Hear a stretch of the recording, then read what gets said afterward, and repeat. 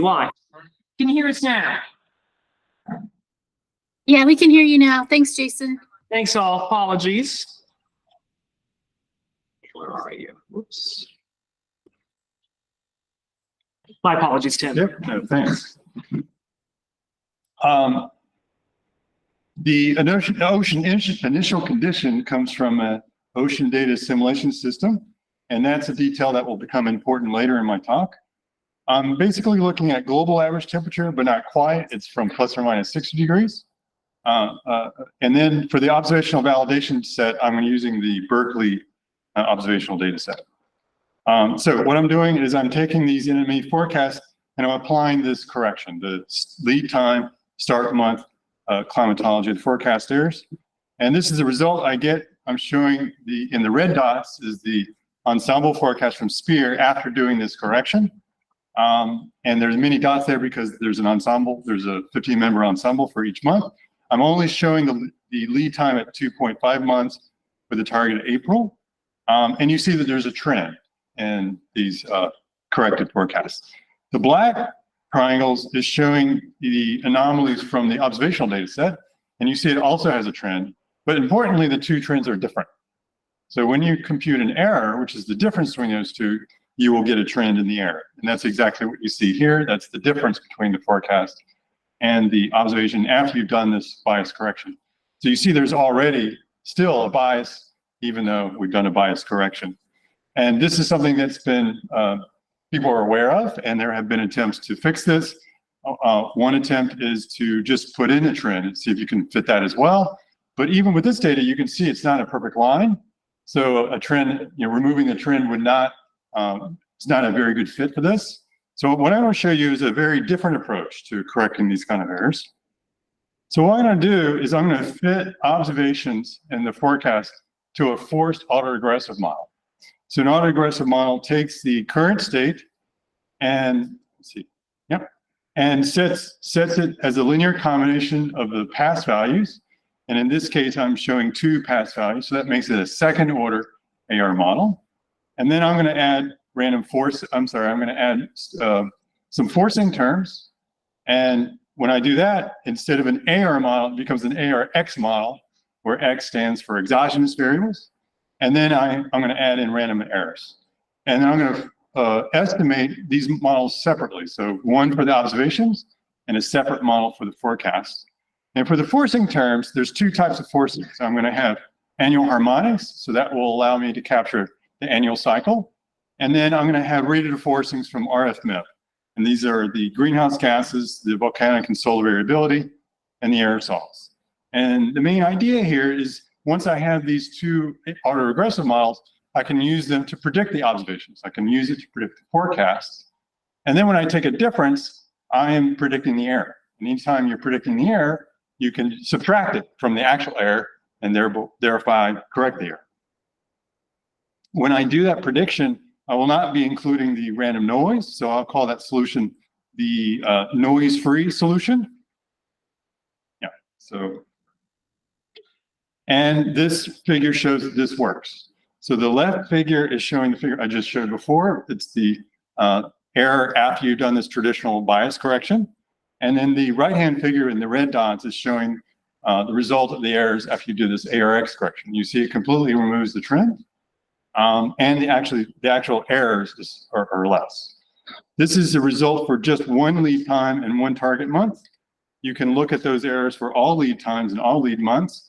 So the left panel is showing the mean square error based on this traditional climatology with some color scheme. And then the middle figure is showing the mean square error for this RX correction. And then the right-hand panel is showing the difference. And in that contouring, for the coloring, it's all blue, which means that every lead time and start month, the RX correction is producing less mean square error than the traditional correction. You see there's a gap on the first two leads. So in order to do this AR correction, I need the first 2 months to do it as the initial prediction. So I'm not able to do a correction the first 2 months. So that is a limitation of this approach. So this is a session on process-oriented diagnostics.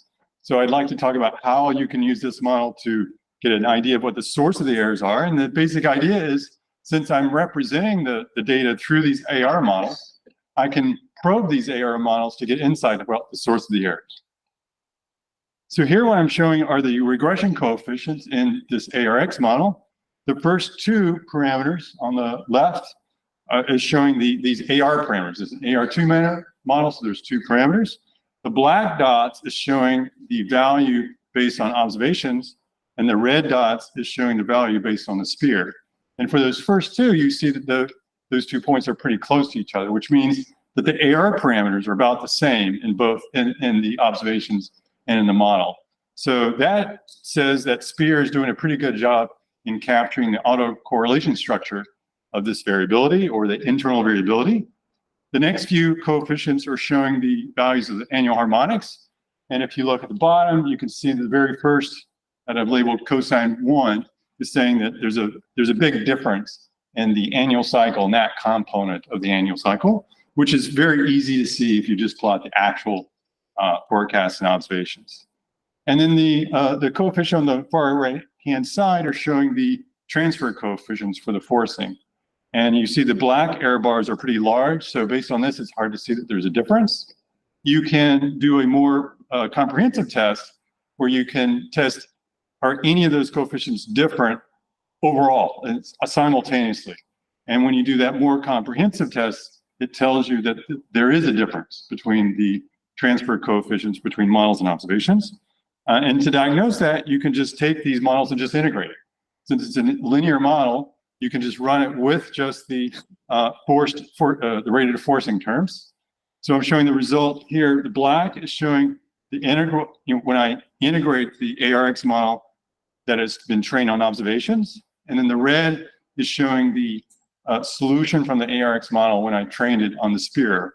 And because the sphere has a bias, I've just added a constant number to align it at the very beginning of this record.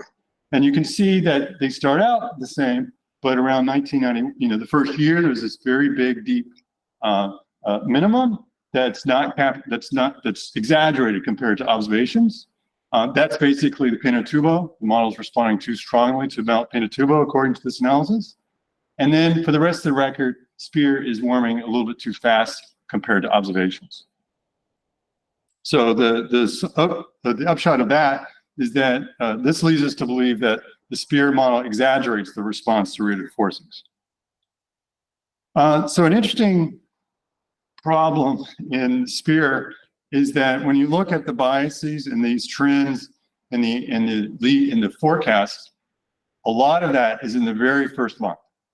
So to illustrate that, I'm just showing just the initial error, sphere minus Berkeley, for all years here, and I've color coded it by month, and I've joined points from the same month by line. And you can see for each month, there's a trend in that initial error. And this is more than half the error that you see in other lead times is in the very first lead time.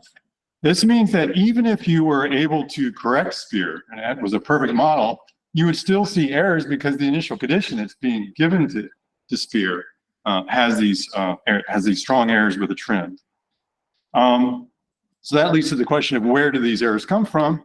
And I'm going to argue that they're exactly what you'd expect if you use sphere as a first guess in a data assimilation system. And I'm going to illustrate that by actually doing a data assimilation experiment. So just to remind you, in the top figure, I'm showing the canonical data assimilation system. So the black curve is showing observations. You have is the truth. The black dot is showing an observation with an error bar. And then the red colors are showing a sphere forecast for your first guess. And then you feed that into a common filter, and it gives you an estimate of the analysis, and that's the blue dot, and you just repeat. And in the bottom figure, I'm showing the same thing, except instead of having a sphere, I can take the ARX model that I trained on sphere and use that to generate the first guess, and then do the data assimilation. So this is the result of that. So black is showing just the analysis from sphere, or this first month from sphere, and then the red is showing the result of this data assimilation experiment. And you see they're almost right on top of each other, which means I can almost reproduce the initial condition based on this simple data assimilation experiment. Oh, I forgot to mention that there's a parameter in here. The black dot has an error bar. That's the observational error. That's a parameter I had to choose. And for that, I had to use a value that was 15 times wider than the forecast. So that means we're weighing, this data assimilation system is weighing the model much more heavily than the observations. And then if I put this in the same format as I showed before, so the left is the figure I showed before, the right is showing what the result of this data assimilation experiment. It's almost the same. And then I can go one step further. I can correct the forcing and the ARX model. So that boxed parameter D is the transfer coefficient. All I'm doing is I'm taking the same forecast model and replacing it with the value that I obtained from observations, and then redo the data assimilation experiment. And then that's the result of the right-hand figure. That's showing, it shows there's no trend. So this says that if you're able to correct this this exaggerated response to forcing, you may be able to remove this error in the initial condition. So I think I'm out of time, so I'll stop here. There's my summary, and I'll ready to take questions.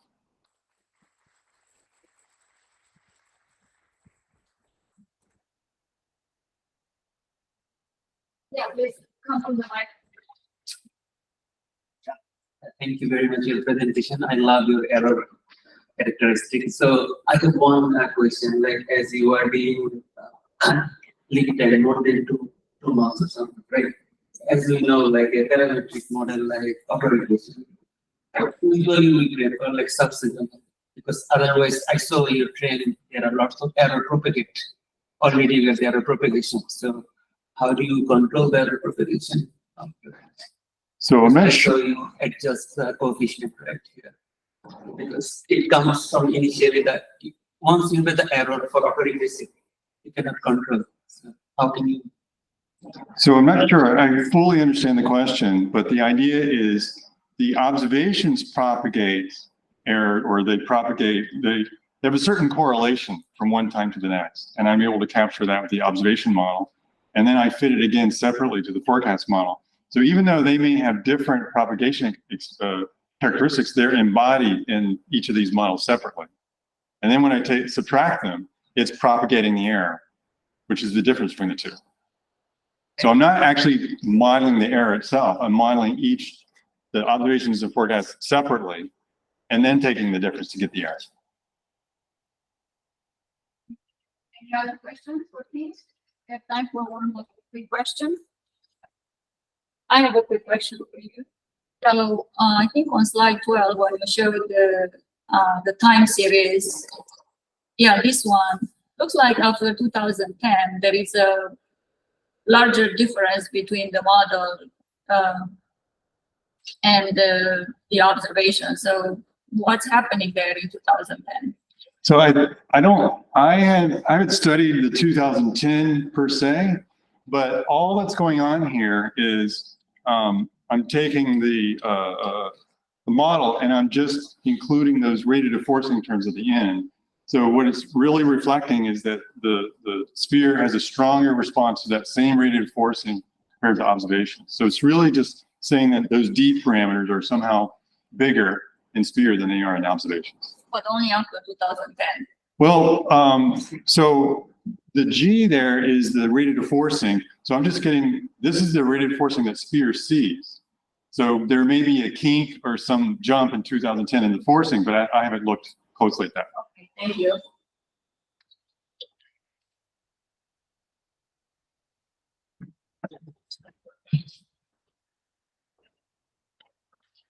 So our next speaker is Johnna Infanti.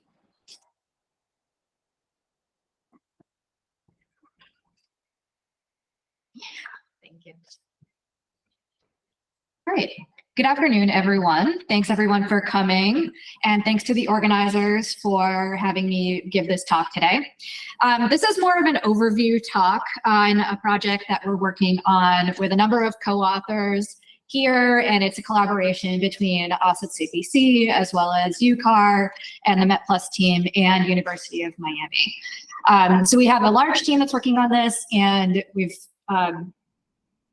we've really been working well together, and I think that this overview talk will give you a good idea of what we've been doing. So what I'll be talking about today is, and I know this is a really long title, but it's generating a flexible verification system to assess skill in the unified forecast system and the seasonal forecast system more specifically, and the North American multi-model ensemble via model evaluation tools, or METplus. And I would like to thank and acknowledge all of my co-authors on this work as well. So the goals of this project are really to create what we're calling a versatile verification system. And I shorten that to VVS every so often. And the goal of this is to look at verification of monthly and seasonal data from models that is commonly used at CPC, as well as by climate researchers. So this has broader scope as well. And that includes the seasonal forecast system, NMME, the models in NMME, CFS. It could include calibrated dynamical model data, and et cetera. And the goal here is to more easily allow for skill comparison of these evolving seasonal climate prediction systems. So as we get new or upgraded models, or models in the MME change and NMME, we can then use this versatile verification system to more easily do an updated skill assessment. So we have a number of objectives. The first one is really METplus evaluation and updates. And that's why we're working so closely with the MET team on this project. So one of the goals here is to assess what MET can do currently and what it could do in the future, and make some upgrades to MET as we go through the project that would benefit the climate modeling verification group as a whole. And the second thing is to look at seasonal precipitation scale, or tercile precipitation scale.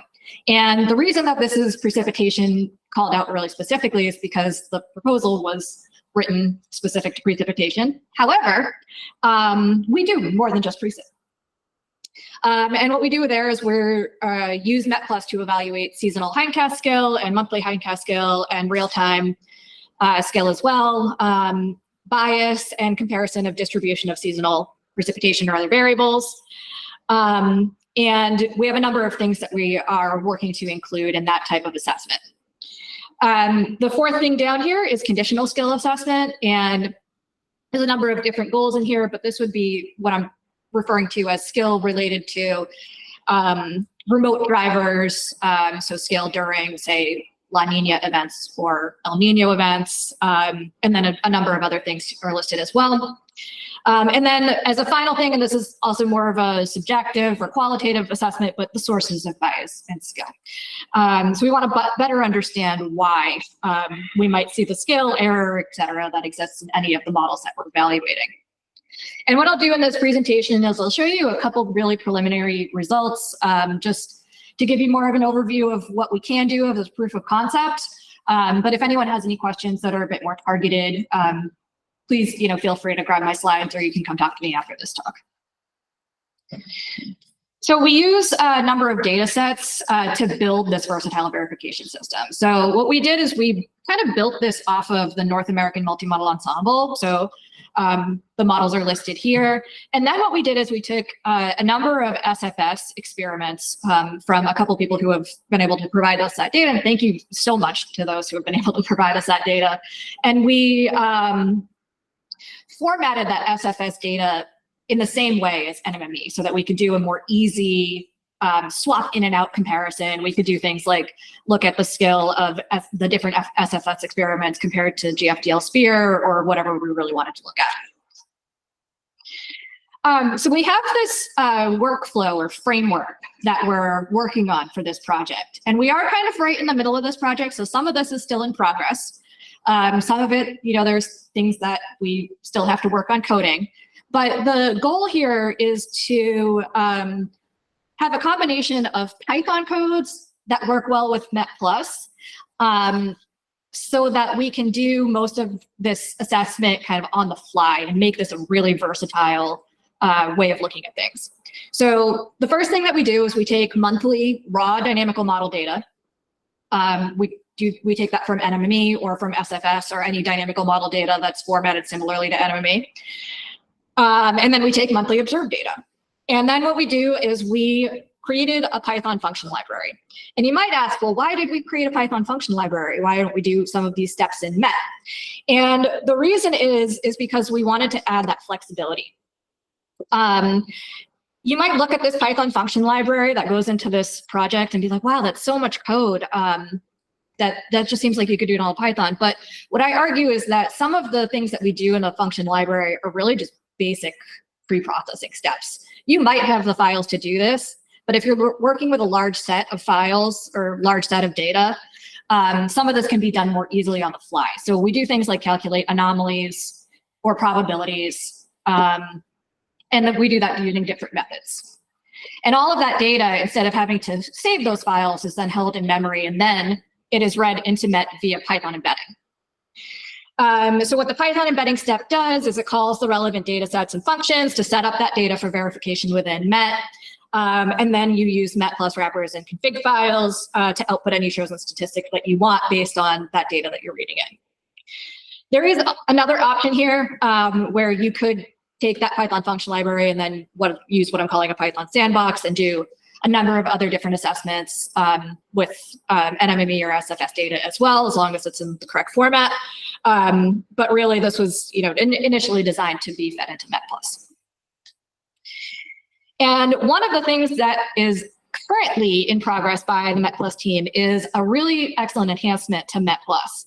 And for those of you who have ever used METplus, you'll know that this is a huge enhancement. What the enhancement is that they are working to come up with a new version that allows you to specify both the model climatology and the observed climatology. So 2 different climatology data sets when you're doing your assessments. So that's going to take out at least a couple of these steps that we have in here, and we'll add some more functionality to Met.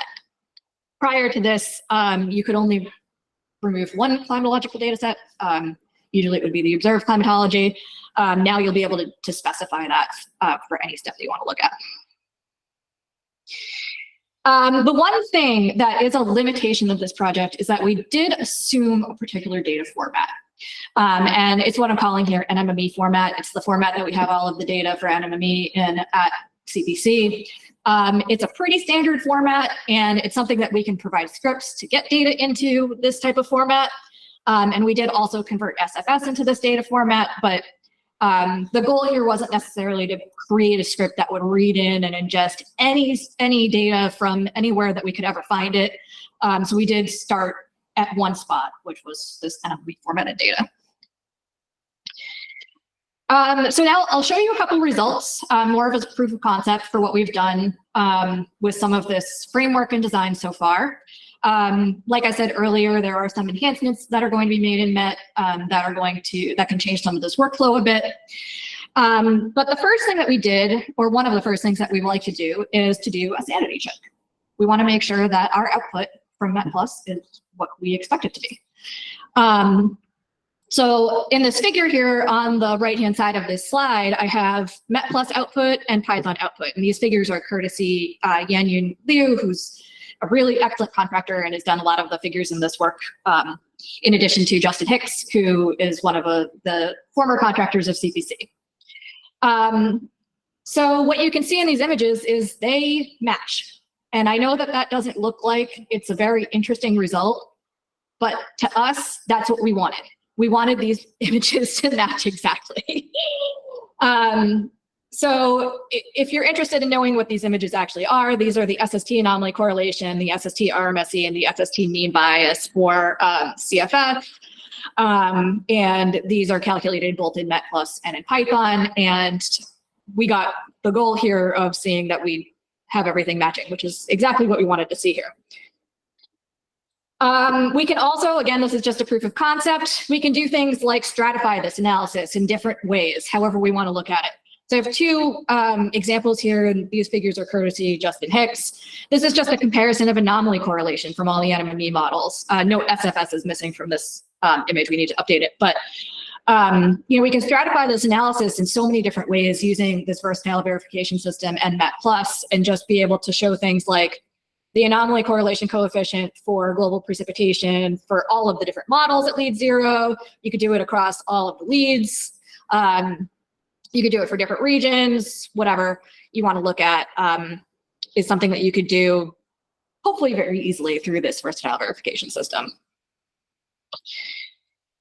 And then this is another preliminary result or proof of concept, just to show one result from SFS. This was one of the SFS runs experiments.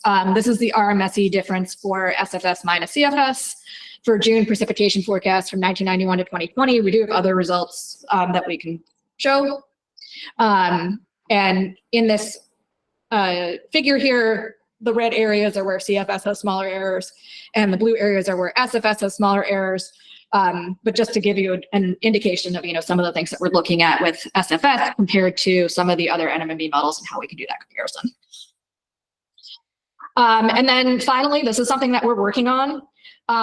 This is the error in SSC trends and comparison across models. Again, this is courtesy Yan Liu. So you can see here there are 3 columns for SFS, CFS v2, and GFDL Spear. This is something that we're going to be working with the MET team on, is to see if we can do this type of analysis within MET. Right now, this is done in Python, but it's something that we're trying to transition to being able to do in MET. So what's next? Much of what I just showed was really proof of concept for things that we can do with this versatile verification framework and the combination of Python scripting and METplus wrappers.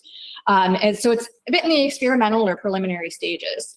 So we're working towards creating prepared config files to output some basic metrics that would then allow for user input for whatever stratifications that you might want to look at for the models, as well as looking for config files for probabilistic metrics. That's one of the next steps that we want to get into.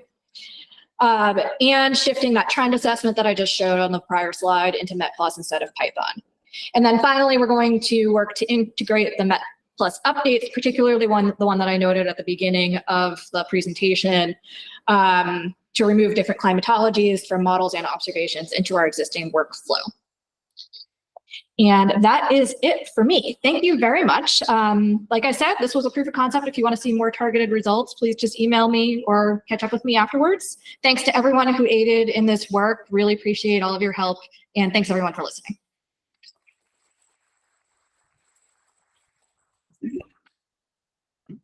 Question from Johnna? I have a quick question for you. So how do you plan to have this available in METplus as use cases or a different? Yeah, as a use case. So the library of the use cases will become very large. Yeah, so there's for those of you who don't know MET very well, what they provide is use cases for users to take a look at what other people have done and then be able to use that in their own work. It's already a pretty extensive library of use cases. The plan for this currently is to put this work in as a use case as well, and include some sample data so that one could be able to do some of this analysis outside of CPC and the group members that I have here.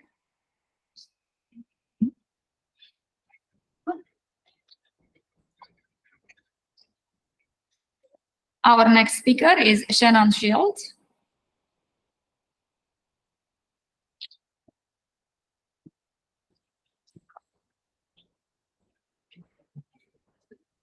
Hi, everyone.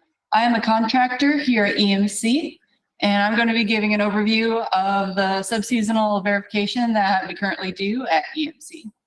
I would like to thank my colleagues listed here for their help and support with this project. So with that, I'll give a quick overview of the introduction and motivation for this work. As we all know, subseasonal forecasts are important for decision support across various economic sectors. They also provide guidance to forecasters, emergency managers, and other end users for keeping the public informed and prepared for various weather phenomena. The National Centers for Environmental Prediction's Global Ensemble Forecast System, the GEFS, and the Climate Forecast System, the CFS, currently cover the subseasonal period, and those are the two models that I will be discussing for the verification. The current operational version of the GEFS is version 12.3 as of 19th of October 2022, and the current version of the CFS is version 2.3 as of 9th of March 2022. So to give an overview of this presentation, I'll first be giving an overview of the EMC verification system version 1.0 for the subseasonal component. And then I'll be giving examples specifically with the different plots that are available on EMC's website for our subseasonal website for the EVS.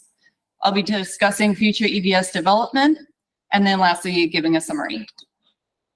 So first, an overview of our EMC verification system version 1.0. It was implemented into operations on March 26, 2024. EVS is a new software system used to assess operational NCEP model performance. It utilizes the model evaluation tools, the METplus software package developed by the Developmental Testbed Center, DTC. So EVS routinely creates statistics, files, and plots. Those are allowing EMC to monitor operational NCEP model performance in near real time. The diagram here shows how EVS version 1.0 is split up into different components. Obviously, for this talk, I'll be discussing the subseasonal component. So the EVS subseasonal component is verifying the GEFS and CFS forecasts at days 1 to 35 for 0Z cycles only, as that is the extended range forecast for the GEFS. And we are verifying 500 hectopascal geopotential height anomalies for days 6 to 10, weekly, and weeks 2 to 4 average periods. We are doing 2-meter temperature anomalies, both grid to grid and grid to obs, for the days 6 to 10, weekly, and weeks 3 to 4 average periods. We are looking at sea surface temperature for daily, weekly, and monthly average periods. And lastly, we are looking at sea ice concentration for weekly and monthly average periods. So our verification sources for the 500 hectopascal geopotential height anomalies is using the GFS analysis. For grid to grid 2-meter temperature anomalies, that is using the ECMWF analysis. We are using NAM pre-buffer data with the METAR station data for grid to obs 2-meter temperature anomaly verification. We are using the group for high resolution SST OSPO dataset for SST verification. And lastly, we are using the OSI SAF dataset for sea ice verification. And we are using, for the anomalies for climatology, ERA5 climatology. So I'll be going over our website.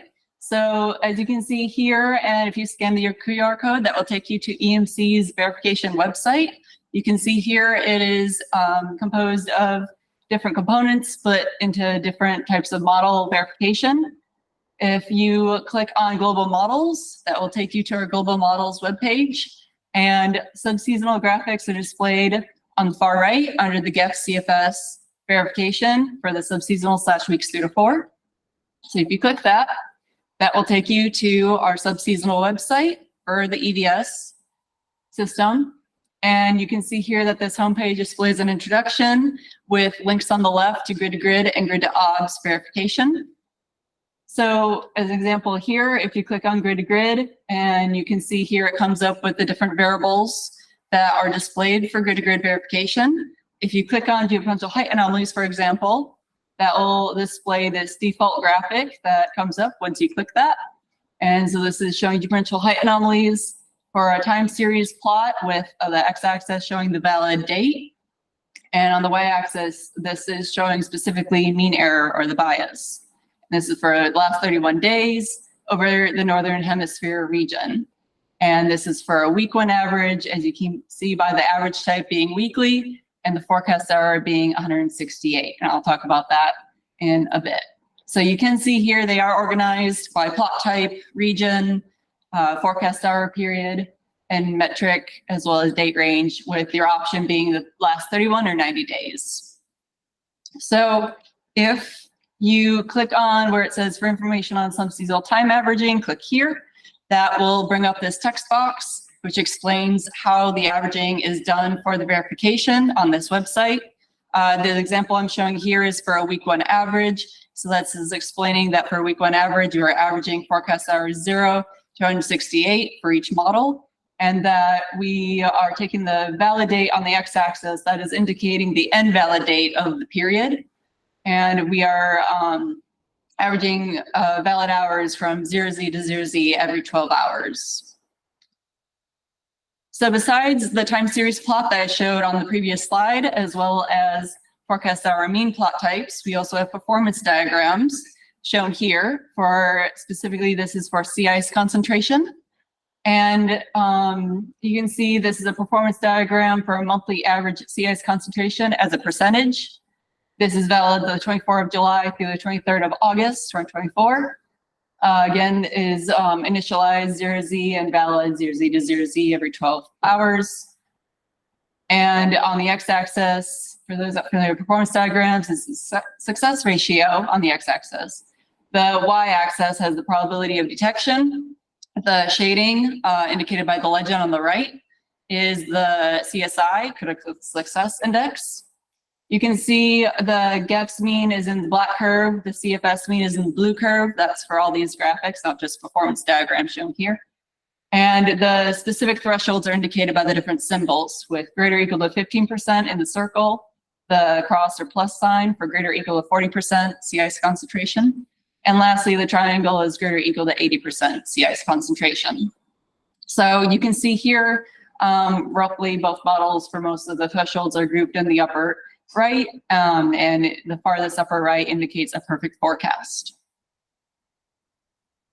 So besides grid-to-grid verification, which I've been showing you, we also have grid-to-obs verification. Currently, that is just for 2-meter temperature anomalies. It is also organized the same way as the other plots, with the GEPS mean in the black curve and the CFS mean in the blue curve. And for grid-to-obs 2-meter temperature anomalies, that's again using METAR data. So for future EVS development, I am currently working on EVS version 2.0. We are planning to have new variables in this new version, and those include 500 geopotential height anomalies, 2-meter temperature, both grid-to-grid and grid-to-obs, and surface precipitation, as well as 200 hectopascal and 850 hectopascal wind anomalies.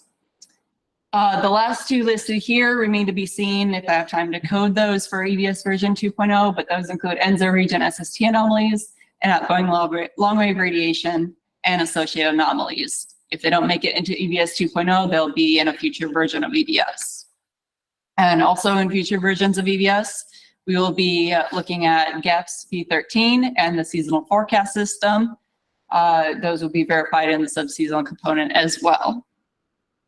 So that, again, subseasonal component verifies the GEPS and CFS forecast from days 1 to 35, 0Z cycles only, for 500 hectopascal geopotential height anomalies, 2-meter temperature anomalies, SST, and sea ice concentration. In future versions, EVS will include new subseasonal metrics and variables, as well as evaluating GEPS V13 and SFS. And the QR code shown on the previous slides, that will take you to our verification website. I've also listed it here as well, in which the site should be available for everyone later.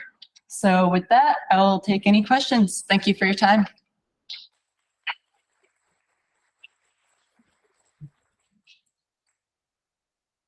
Question? I have a question for you. From the previous talk, I think I got the impression that anomalies cannot be calculated or can be calculated with respect to only one climatology. Yes, so I believe the previous presenter, Johnna, she was talking about the seasonal forecasting verification. So with seasonal forecasting, and my colleague Aman is going to be doing the seasonal component of the EVS system. That you do want to look at because it's on a longer scale. The seasonal verification will be doing 3 months at a time, average 3-month period. So for that, you do want a separate forecast and observation climatology. For the subseasonal component, we are just using the ERA5 climatology for anomalies. For anomaly.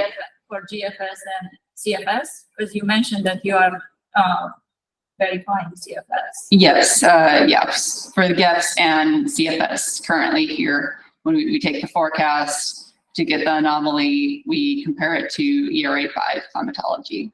So your verification goes out to 2 weeks, It goes out to day 35. 35. Mhm. Okay, I would use the model climatology for 35 days. All right, well, I will say that we did have guidance from CPC for this project, and they gave us the advice to use for seasonal verification, the model climatology as you're suggesting, but for the subseasonal component, it would be fine to use the model, or I'm sorry, ERA5 climatology. That was a big discussion that we had with them. Okay, thank you. Yeah, thank you. Any other questions?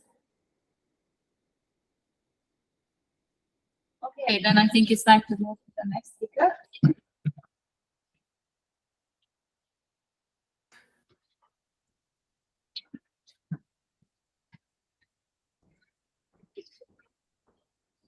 So the next presentation will be a remote presentation. So let me see if I remember how to do this.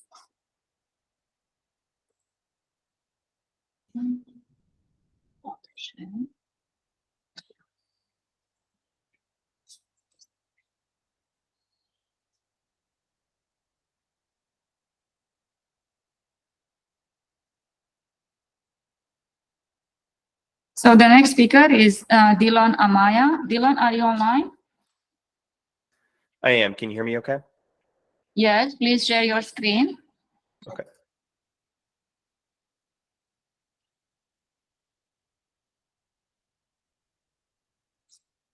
Okay. How's that? Yes, we can see your screen. Give me 1 second. Okay.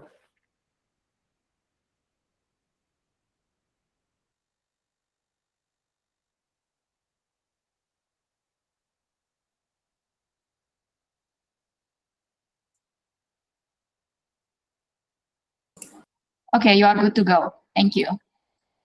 Okay. Thank you very much. Hi, everybody. My name is Dillon Amaya. I'm a research scientist at the NOAA Physical Sciences Laboratory in Boulder, Colorado.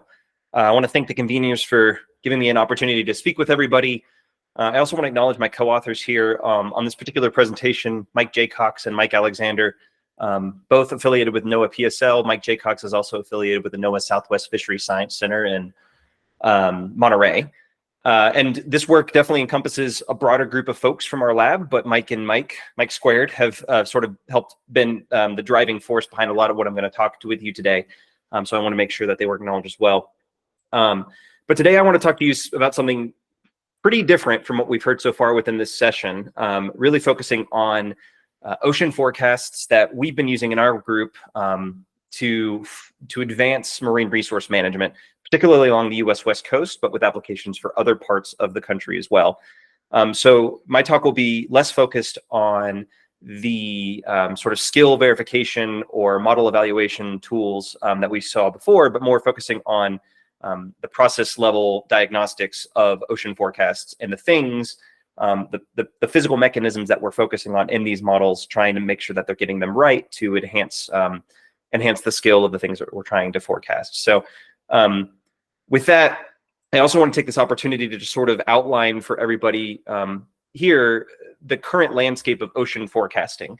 And I think that Howard Townsend yesterday gave an excellent talk, excellent presentation, much better than I'm going to show you here in a second, of the current landscaping of ocean forecasting, but I'll just sort of hit some of the high notes that he mentioned yesterday as well. First and foremost, there is a growing desire, a growing appetite for ocean forecasting to support marine resource management. This is a figure from Tomasi et al. 2017, which sort of highlights the different kinds of decisions that can be made with regard to, in this case specifically, fisheries, on the different timescales at which those decisions are made and the different physical processes, the climate phenomena that might lend to the successful forecast of the environment that these decisions are made in. And so there's absolutely opportunity for ocean forecasts on a variety of different time and spatial scales to support, real world management decisions. And I would say that historically, at least to my, fairly limited understanding, historically, ocean forecasts, or at least of the environment, have not been ingested in marine resource management decisions. But that is absolutely something that's being built upon, in the very near future. So I guess step one is that there is definitely a growing desire for ocean forecasting, but historically, ocean forecasting has often been very hampered by fairly low model resolution, at least in terms of the output that's publicly available for analysis, as well as very limited oceanographic output that's saved by modeling centers. And obviously, that is for very good reason. There are not infinite resources within these different modeling centers, so they can't save everything at the highest resolution possible. They can't save every oceanographic variable that maybe only a handful of folks that are currently using, even though that user base is growing rapidly. And I'll just give you sort of an example here on this slide of two features that sort of highlight these issues that I'm mentioning here, these bottlenecks to using ocean forecasts for marine resource management. So you can see this CANCEM4 model grid of the US West Coast. This is that typical 1 degree model grid that is utilized by NMME compared to a 10-kilometer regional ocean model simulation of the US West Coast. And you can see that 1 degree ocean is smearing that coastal zone quite a bit and making it very difficult to analyze the very nearshore region where a lot of these marine resource management decisions are being made. And then also below, you can see that I'm just taking this from the ECMWFC's 5 users guide that was published back in 2021. Some raw data from the forecasts for ocean forecasts are archived on tape, but there's no immediate plans to make ocean data from the seasonal forecasts available to users. And I think this highlights sort of historical practices to save sort of the bare minimum in the ocean and certainly a more comprehensive set of variables for the atmosphere and the land surface, because that's where a lot of the user base has been for these forecasting systems. But I'll just sort of highlight a handful of things that I think are important going forward when we're thinking about how best we can support ocean forecasting in the future. And one of those initiatives is the Climate Ecosystems Fisheries Initiative, or CEPI. Again, Howard, I thought, did an excellent job of sort of summarizing the important high notes of CEPI. But I'll just highlight once again that part of CEPI's mission is to remedy some of this. It's developing these regional ocean modeling simulations where they can develop hindcast systems and real-time forecasting systems to forecast, a range of important ocean variables on the spatial and time scales that are relevant for all of these different decision-making standpoints. But progress can still be made with what we have, and that's partly what I want to highlight for you today. So here are sort of 12 variables that are most commonly needed to run species distribution models. And these are species distribution models are models that tell you where the fish are going to be based on historical relationships between fish stock assessments and in situ measurements at the time of those assessments. And very few of these variables are currently available in terms of current model output that's saved. Typically, models save SST as a standard output. Sometimes they save sea surface height, but within the subsurface, it's basically we're out of luck most of the time. And that is something that CEPI is hoping, or we're hoping CEPI can ameliorate with these ROM simulations. That said, like I said, there is progress that can be made, and I just want to highlight sort of 3 analyses that we've done in our group to take advantage of the current generation of oceanographic forecast output to highlight the utility of ocean output for marine resource management. And that's through evaluation of forecasts of SST, of sea surface height, and of wind stress curl. And I want to give a shout out to Bill Merrifield and Emily Becker and Liwei Jie from the different modeling centers for giving me access to some of this wind stress data, these wind stress forecasts that are not publicly available, but have been saved and archived for general use. So I appreciate them helping us fly a little bit here. So I'll just sort of again highlight these 3 different sets of forecasts that we've developed in lab, and also highlight the different physical processes that help give skill on these different timescales for these different variables. I will primarily be focusing on the California current system, and so you're seeing that here in this figure. What you see on the grid boxes at least are 1 degree grid cells that are very typical of these 1 degree seasonal or subseasonal forecasting models. In this case, we looked at subseasonal sea level forecasts coming from ECMWF's S2S reforecast model, our forecast model.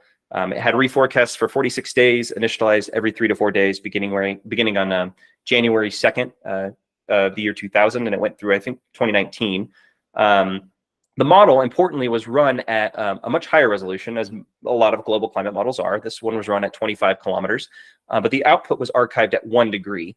And even though it was run at 1 degree, a lot of that sub-grid scale physics was able to be captured in that coarser resolution, and that's something that we could take advantage of in terms of process understanding. So I'll show you some examples of that now, but keep this sort of this picture in your head as a sort of mental map of the different regions of the California current system that we're going to be focusing on throughout the remainder of the talk, specifically this Southern California current system, so sort of from 34-ish north to about 30 degrees north.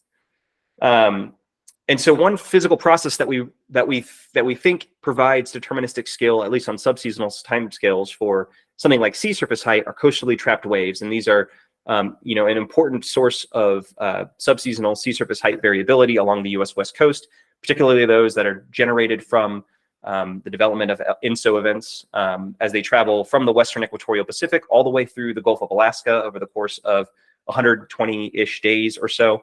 And these things can be seen not only in observations, but in the forecasting systems themselves, specifically what was a 25-kilometer SEAS-5 forecasting system. And just to give you a sense of what these waves look like in pseudo observations, this is sea surface height anomalies in the GLORIES ocean reanalysis, which is this 8-kilometer ocean reanalysis. And it's showing you the evolution of sea surface height anomalies from the far west Pacific, all the way on the left of this x-axis, to the Gulf of Alaska as it travels, basically following this red path, which each of these little waypoints being marked by vertical black lines to help you orient you to where you are along the path of what starts as an equatorially trapped Kelvin wave, converting its energy to a coastally trapped wave as it propagates up the coastline. And basically what you can see is that during the 2015-16 El Nino, there was this packet of downwelling Kelvin waves that traveled all the way from the West Pacific up to the Gulf of Alaska and provided a source of deterministic forecast scale for sea surface height anomalies on these subseasonal timescales. And I'll show you some evidence of that now. So this is just showing you the forecast skill of subseasonal sea surface height anomaly forecasts in the Southern California current system. So those blue boxes that I showed you before. The different dashed lines are persistence forecasts, and the different colored lines are the actual dynamic forecasts. And they've been segregated by the activity of coastally trapped waves or Kelvin waves along the coastline at initialization. And so the take-home message here is that we do see that even though that model is output at 1 degree resolution, we're still getting significant dynamical forecast skill at leads of 3 to 7 weeks above persistence. So something like 30 or 40% more variance explained by these forecasts, even though they're fairly coarse resolution. And then within the forecasts themselves, we can see the added benefit of having a well-simulated coastally trapped wave is also increasing our ability to capture that variability on subseasonal timescales. So this kind of diagnostic is important for something like coastal inundation. That's another big focus of our lab. You might have saw John Albert's talk yesterday focusing on the different coastal inundation efforts within our group. But this is one source of process level diagnostics that we're focusing on as that source of skill.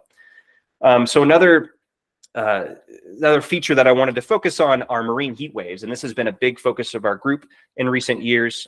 This is just highlighting a very famous marine heat wave that hit the Northeast Pacific and the West Coast of the United States from 2013 through 15, the North Pacific Warm Blob. I'm sure many of you are familiar with it on some level. But if you're unfamiliar with marine heat waves in general, it's just the same as a land heat wave, but in the ocean. It's SST anomalies that extend above the 90th percentile for some amount of time. And just for fun, I was a graduate student in San Diego during the warm blob when it sort of, quote unquote, moved onshore. And we saw all sorts of biological, ramifications of this extremely warm water persisting along the coastlines. There were mass die-offs of things like tuna crabs and, other critters, seabirds, whale strandings. There's a well-documented literature on the kinds of biological impacts that were associated with marine heat waves, which are these tails of the SST distribution. So this is, again, another process level diagnostic that we're hoping to see in the models. Can models predict those tails of the distribution to any accuracy. And so that's something that we wanted to investigate using the current generation of NMME models. So these are seasonal marine heat wave forecasts from NMME multi-model output. So this is based on 6 models from NMME. And it's just basically showing you the skill that these models have at forecasting the positive tails of the SST distribution. It's not super important that we understand what the forecast skill metric is, this setting index, but basically, the more positive, the more skillful. Anything less than 0 is worse than random chance. And what you can see is that even out to something like 6.5 months lead, we're getting significant skill along the US West Coast in these models. Again, despite the fact that they're relatively coarse resolution, they're getting a lot of the atmospheric teleconnections associated with INSO that help drive these events, even in the fairly near shore environment. And so we've built on this early work led by Mike Jaycox, and we've developed a marine heat wave monitoring website. And I'm just showing you a screen grab of that here. If you just Google PSL marine heat waves, you're going to see that website pop up. It shows basically the 70-member forecast ensemble from 6 global climate models from NMME, giving forecasts issued every month with leads of up to a year. You can go on there and look at current observations as well as current and past forecasts. And we also provide a monthly forecast discussion that was actually inspired by the ENSO blog, where we go through and either me, Mike Jaycox, Mike Alexander, or another colleague in our lab, Xiao Xiu, goes through and looks at the forecasts and helps to synthesize what we're seeing for the general public. And just for fun, you can see that this is our actual latest forecast initialized in August of this year, going out to November of 2024. And you can see that the probabilities of marine heat waves are starting to go down, and the North Atlantic is starting to cool. And it seems that the models are really picking up on this La Nina for this upcoming winter, and that's translating into our marine heat wave forecast. So the last process that I want to sort of highlight here is upwelling along the US West Coast is obviously very important. Brings up cold and nutrient-rich water. It helps support a very diverse and productive marine ecosystem. And although climate models don't save, at least current generation of climate forecasting models don't save the needed variables to calculate the full vertical transport, we do have access to some reforecasts of wind stress. So we can go back and try to calculate wind stress driven Ekman transport, and then back out forecasts of wind driven upwelling. And this is, again, one of those processes that we're hoping that the models can do a decent job of simulating. And to that end, we were able to get daily mean wind stress reforecasts on seasonal timescales from these 4 modeling centers. So again, big shout out to Bill, Emily, and Liwei. And this is showing you the wind-driven upwelling climatology compared to observations as a function of latitude on the y-axis and the seasonal cycle on the x-axis along the US West Coast.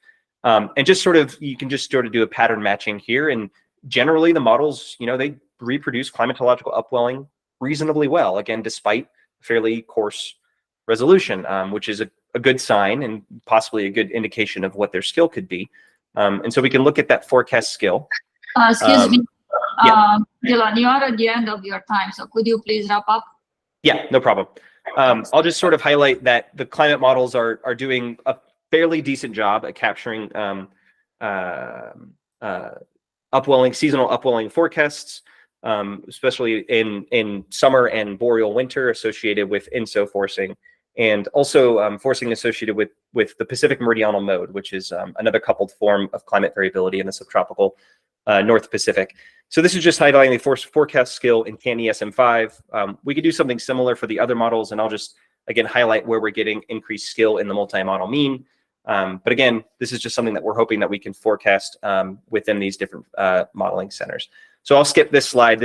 You're welcome to go through and look at the slide deck and digest this for yourself if you'd like. It just sort of highlights the different climatic drivers or sources of skill for upwelling forecasts that we've been looking at. This is my summary slide. It's just another call, kind of a wish list of things that we wish we could have from these different forecasting tools, so that we could help better inform, management decisions within fisheries. So thank you. I appreciate your time, and happy to answer questions over Slack or email if we don't have time now. Thanks. Thank you. Unfortunately, we don't have time for questions, so we will move on to the next talk, which is on a similar topic. So,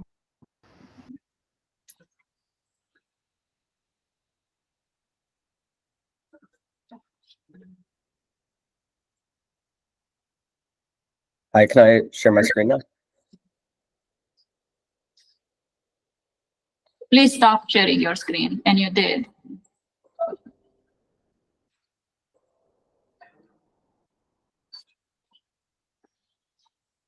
Oh, I didn't know this one is also. Okay, so Jacob, you are presenting remotely? Yes. Okay, give me 1 second to allow you to share your screen.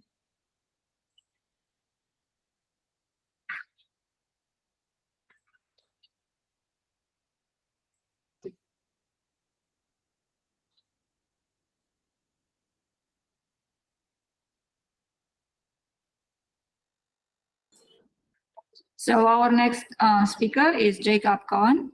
So Jacob, you're ready to go. Sounds good. And when you have 2 more minutes, I will give you a warning.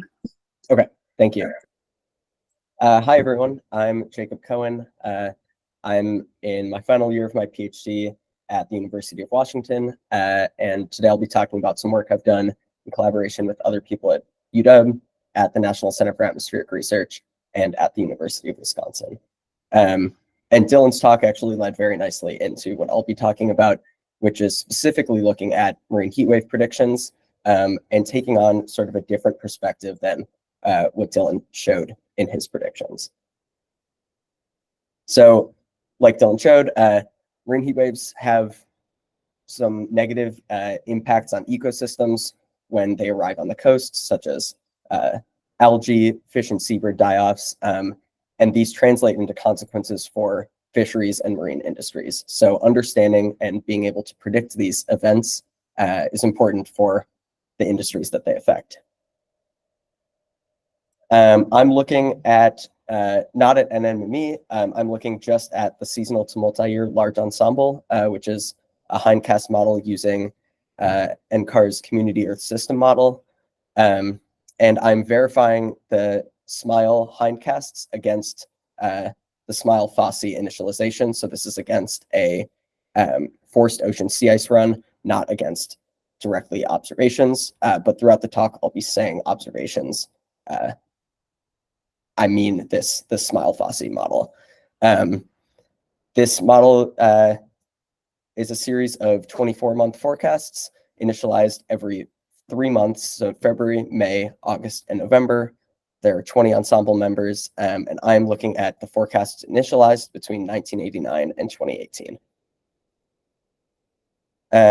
So marine heat waves, just to revisit this definition quickly, refer to the top 10% of sea surface temperature months. So we look at the sea surface temperature relative to the climatology and this 90th percentile that we create separately for both the SMILE hindcasts and the SMILE FOSSI observations.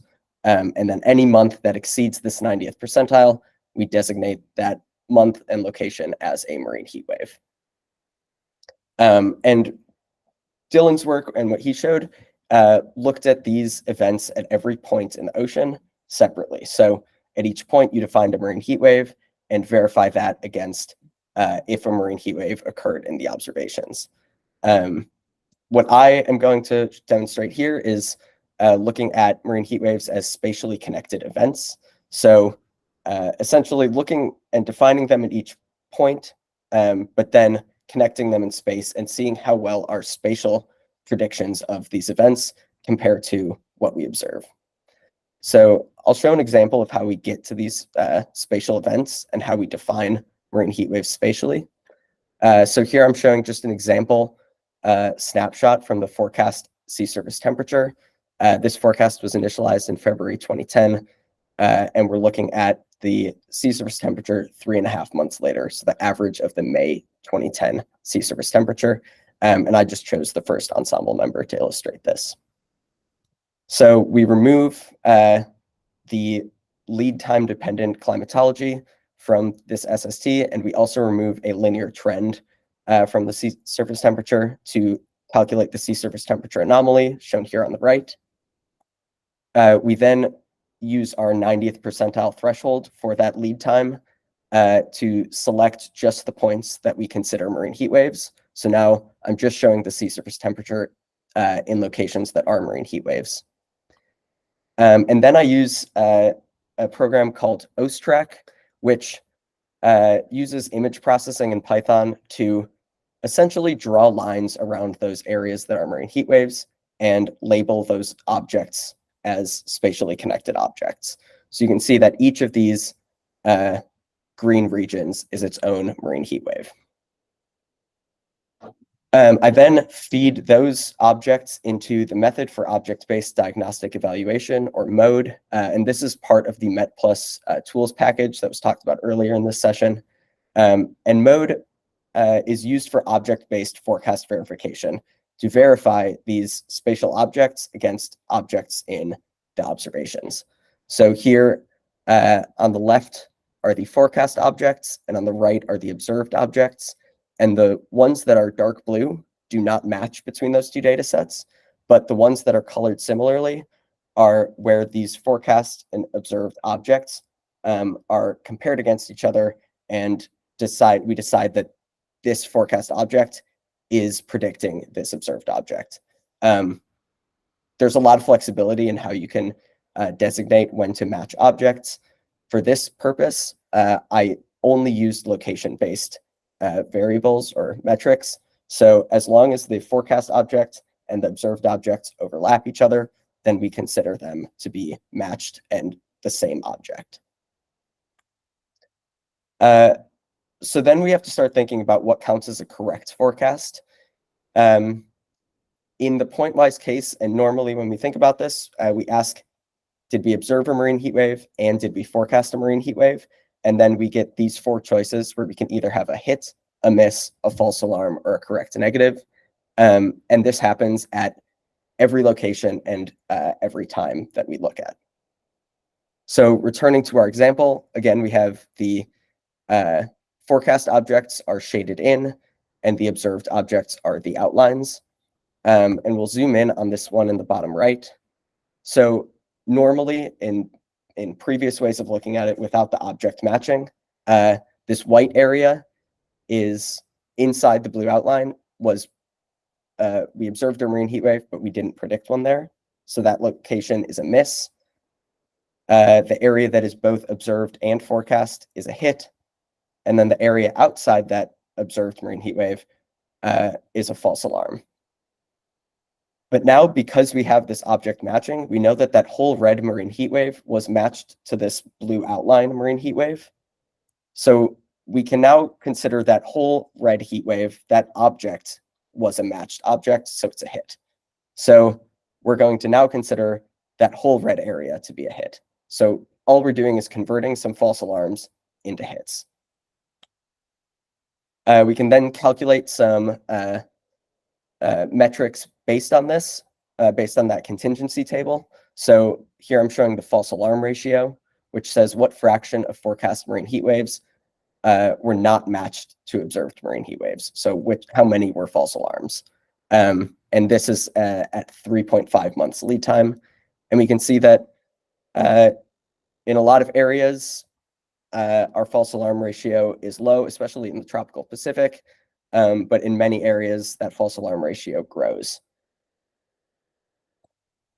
We can also think about a metric called the deterministic limit, which is essentially at what lead time can we stop trusting our predictions of yes events to be correct. So at what lead time do our predictions of marine heat waves fall below like 0.5 accuracy? And if we just consider these pointwise predictions, so the marine heat wave has to occur at the exact location at which it was predicted, then we see that this metric or this deterministic limit only exceeds 1 month in the tropical Pacific, and everywhere else we don't have really any long-term prediction in this sense. But if we consider marine heat waves that just have to be nearby or spatially connected to the observed marine heat waves, then we see that we have predictability much further out in the future, which lets us know that SMILE does predict marine heat waves 1 or 2 seasons ahead, but they might be offset from where the marine heat wave actually occurs. So now that we've kind of thought about what these correct marine heat wave predictions are, we have a pretty loose kind of requirement for what we consider a correct marine heat wave. So we're going to look more closely at when we do match marine heat waves, how accurate are those predictions? So first, we're just looking at how often the forecast marine heat waves are matched to observed marine heat waves. And at low lead times on the x-axis, we are matching more marine heat waves. And as we go further out in our forecasts, we are matching fewer. We can also look at the area of the marine heat waves. So the fraction of the area, like the spatial area of matched marine heat waves, also is very high at low lead times and decreases to about 70% of the marine heat wave area that is being matched. We can also look at how close those matches are. So on the left, we're showing the distance between the centroids of matched objects with lead time. And we see that at low lead times, objects that are matched to forecast objects that are matched to observed objects are very close to those observed objects, and they get further apart as we go further out in lead time. And then on the right, I'm showing the intersection over union. So that is the fraction of overlap between the two objects.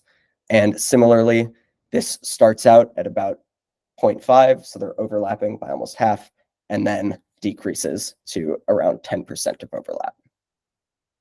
And each of these lines is showing a different initialization month. For both of these, or for all the metrics I've shown so far, initialization month does not seem to affect it very much. That changes when we start looking at marine heat wave area. So this is the area ratio between the forecast object and the observed object. But here we're just looking at the bigger object divided by the smaller object. So there's no bias in the areas. And we see that the objects are pretty close in size at low lead times, and that increases. But for each initialization month, when we are verifying the December or January months or marine heat waves during December and January, the area ratio gets closer to 0. So we actually have better scale in marine heat wave area prediction in December and January. We see a similar pattern for the marine heat wave intensity. So this is the median SST anomaly within a marine heat wave. And again, that we're getting the SST anomaly closer at low lead times, and then that scale is also improving in December and January. And finally, we can look at these metrics spatially as well. And we see that for each of them, so centroid distance, overlap, area ratio, and intensity ratio, we have high skill in the tropical Pacific, and that skill varies widely over the global ocean. And all of these metrics can be used both to understand uncertainties and errors in marine heat wave predictions, as well as in the future, maybe to assign some uncertainty values to forecasts that we create. So I'll leave a few takeaways up on the screen. And the main idea as predicting marine heat waves as objects, not points, and sort of giving a new idea of one way to evaluate a specific process in the ocean. Thank you.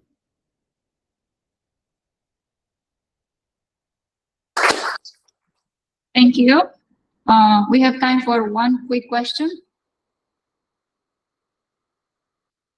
I have a quick question for you. Can this method be applied to other type of phenomena or variables? Yes. So MODE was initially created to look at precipitation forecasts spatially, and I believe is being used currently to look both at precipitation and at atmospheric rivers. Is another area that some folks at NOAA are looking at with this tool. Thank you. Time to move on to our last but not least talk, which will be given by Caihong Wen.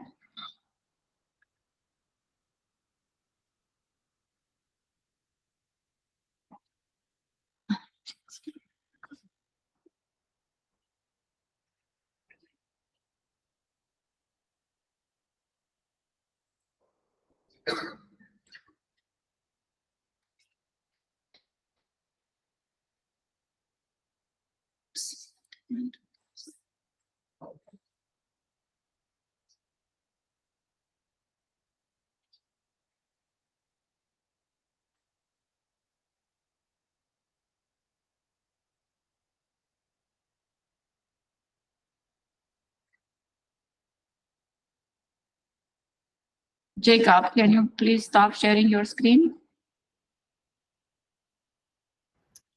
I don't think I am sharing my screen.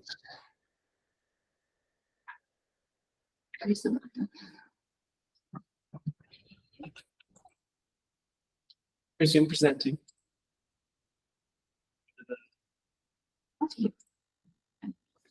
Thanks. We're good. Okay. Just full screen it. Yeah.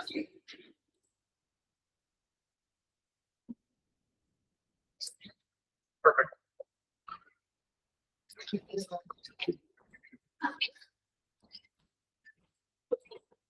Good afternoon. It's an honor to have the last session, presentation in this session. I hope you're still awake at this moment.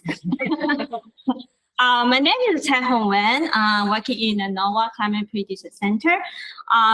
Today I'm going to talk about our recent effort to for the evaluation of ocean variabilities using the UFS ocean component.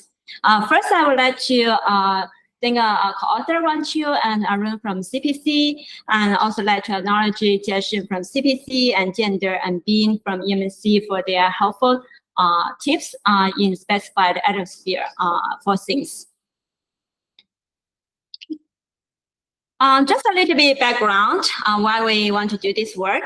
As we all know, the ocean boundary conditions are very important sources for the SQS predictabilities, and UFS we observed the model framework for the NOAA's new seasonal forecast system.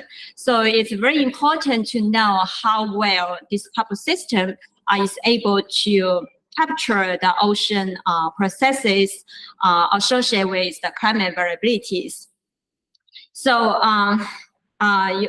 you can see it's very complicated. It's hard to identify the sources of ocean bias in such complex systems.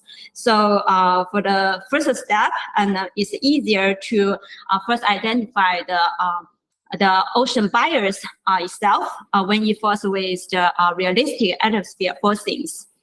And then the result can be used to provide guidance to evaluate or improve the ocean component in the couple systems.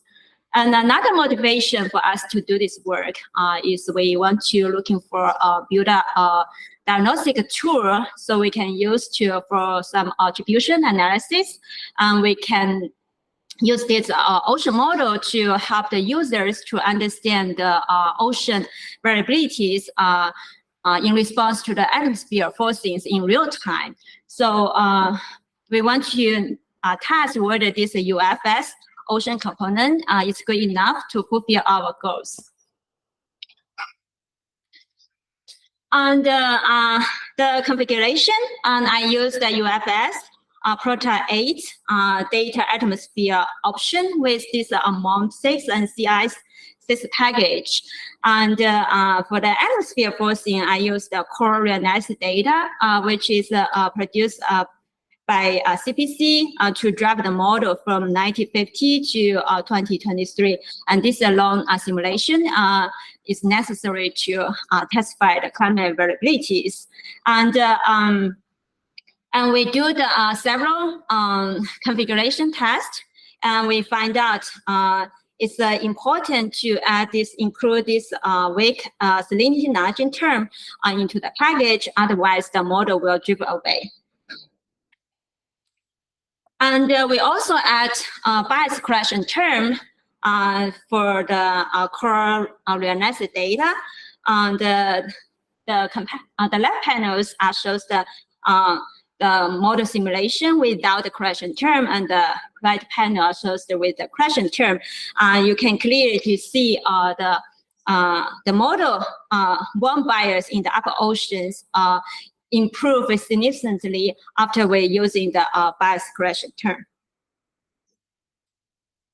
And in this study, we focus on to evaluate the tropical climate variabilities, including Ensemble and the Atlantic Nino and India dipole mode related with ocean processes. So we focus to evaluate ST, SH, depth 20, and temperature and zonal current over the equator. And from now on, I will use MOM6 to refer the model simulations. And to validate the model simulations, we use a bunch of independent data set, including the buoy data and SST analysis and the satellite product, as well as the ocean reanalysis data. And first, let's look at the comparison of SST with 3 independent SST products. We can see, although there is some slightly difference in terms of the correlation values, but all of this comparison shows the MOM6 simulation has a very high correlation, particularly in the tropical Pacific and partially of the North Tropical Atlantic Ocean.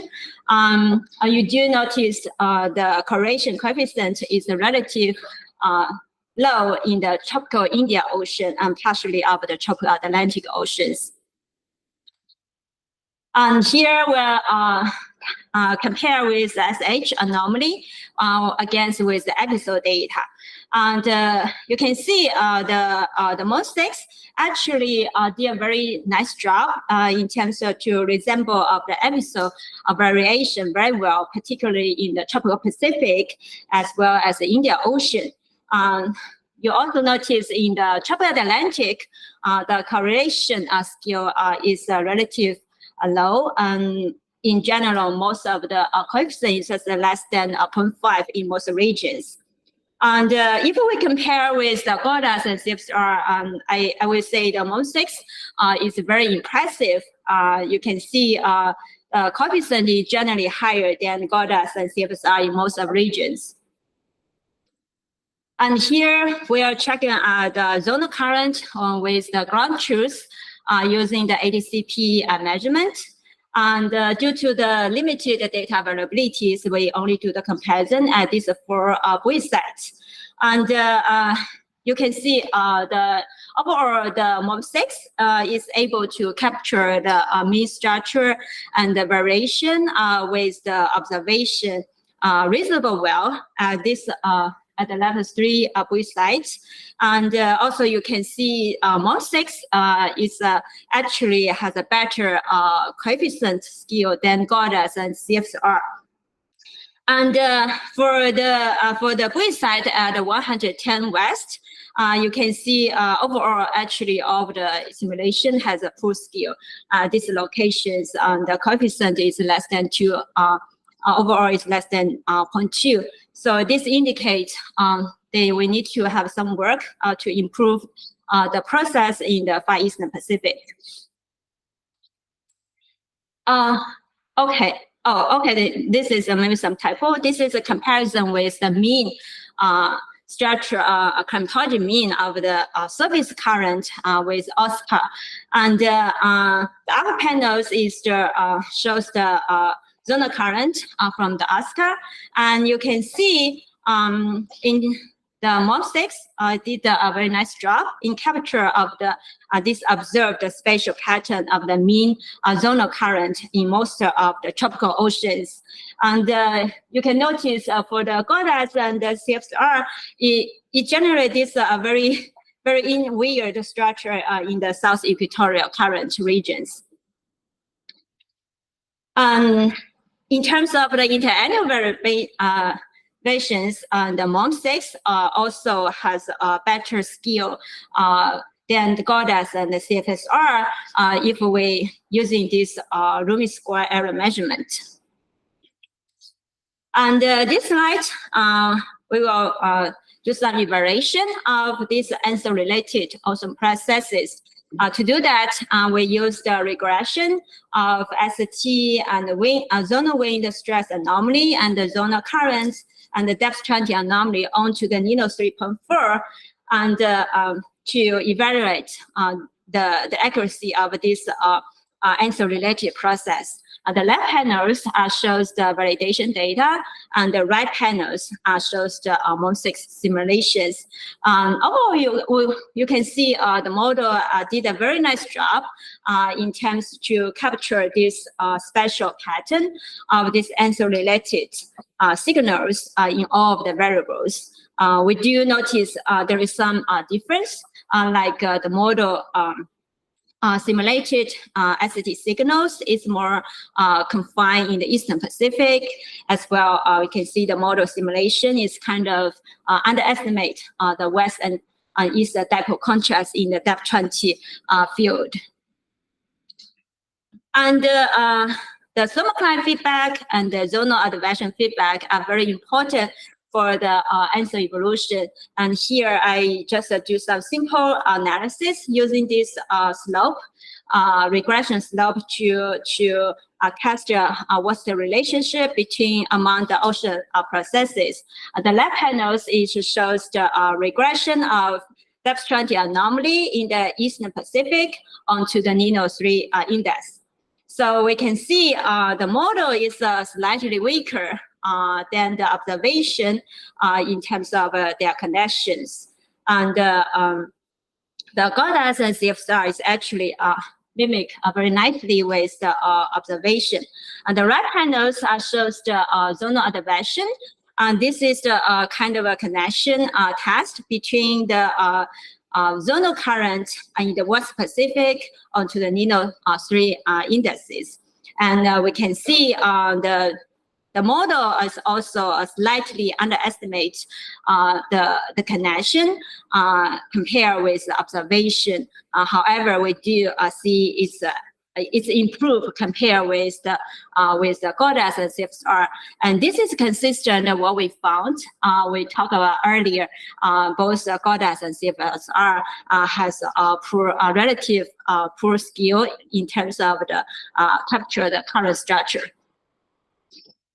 And then we move to the Atlantic NINO, also called the zonal mode. We do the same thing, do the regression comparison of these 4 variables with the model. And we can see it's very interesting. Although the model has a relatively low skill in simulate the correlation of ST and the sea surface height in the tropical Atlantic region. But in terms of the connection among the ocean processes, it seems the model did a nice job to capture these observed Atlantic NINO related patterns. And of course, we also noticed some difference, like the model seems to overestimate the ST signals in the Eastern Atlantic basin, as well as in the for the depth transient anomaly in the Eastern Atlantic basin. And in terms of the India ocean dipole related ocean processes, and the MOM6 actually also did a nice job, and in terms to capture this observed IOD related patterns in all the 4 variables. And the model kind of underestimated of the zonal current anomalies and in the central India Ocean, and also underestimate these depth transient signals in the eastern India Ocean. So this is my last slide. In conclusion, the UFS ocean component is actually a very nice model in terms to simulate the SST variation and tropical couple mode related ocean processes. And it's very encouraging to see this ocean-only model is able, it's comparable or even better than the GODAS and CFSR in simulating the SH and the current variation in the tropical oceans. And this is evidence of the improvement of the model physics process. On the other perspective, it might indicate by introducing the data simulation, it might interrupt the physical consistency. So a good model physics is very necessary. And last, in terms of implication for the new SF development, here we demonstrate this UFS component configuration is a very provide an efficiency framework, help to test to improve either the atmosphere or the ocean component in the couple system, because it is it runs relatively fast. It's like about only like 2 model years per day. And we also identify, in terms of the performance in the tropical Pacific, it's very nice. However, we do see these large errors in the tropical Atlantic as well as in the Indian Ocean. This indicates we might need some extra work to improve the ocean physics, ocean process in these ocean basins. And last, as I show, CFSR have some serious issues from a different perspective. So I would like you, need to be cautious when you're using the CFSR as the initial condition for the SFS development. This would be a big potential cause to degrade simulation performance. Okay, yeah, I will stop here, and thank you for your attention. Yeah, you have a question?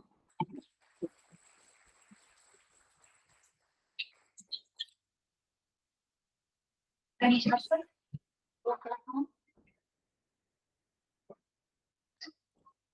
I do have a question. Okay. I assume that this kind of evaluations are routinely done by GFDL, who is developing MOM6. The only difference that I see here is that you use SAIC6, whereas GFDL has a different CI's model, size or different name. So have you looked at the higher latitudes, if there are any differences in the higher latitudes between some of the runs that GFDL is doing and the run that you did? No, I haven't checked that yet.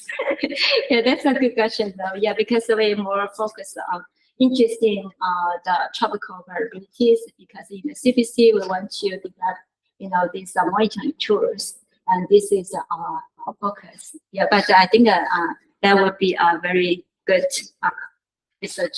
Okay. Yeah. Okay, thank you. Yeah. Thank you. Let's give all the speakers a last round of applause.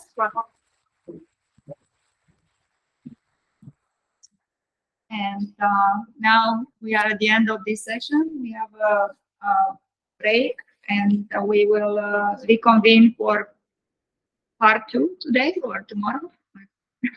We now have a part 2.